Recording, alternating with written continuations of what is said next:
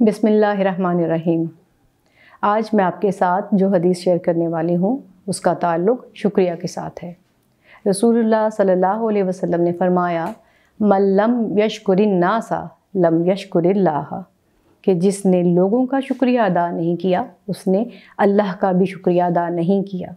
कितनी अहम बात है कि जो लोगों का मशकूर नहीं होता वो भला अल्लाह का कैसे मशकूर हो सकता है। अगर हम अपनी रोज़मर्रा ज़िंदगी पर नज़र डालें और अपने रवैयों पे गौर करें कि जब हमें किसी से कोई शिकवा करना होता है या कोई शिकायत करनी होती है तो हम बग़ैर झिझके, बग़ैर तवक्कुफ़ किए हम उसके साथ सख्त जुमले बोल जाते हैं।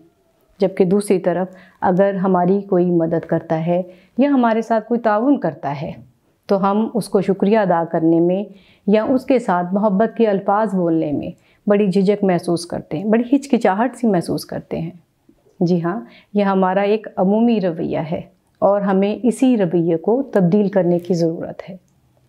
आखिर ये शुक्रिया अदा करना इतना अहम क्यों है कि इसका ज़िक्र भी हदीस पाक में आ चुका है।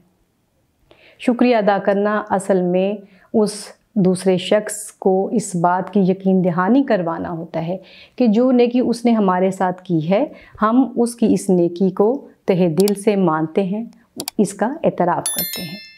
लिहाजा शुक्रिया को मुआशरे में आम करें।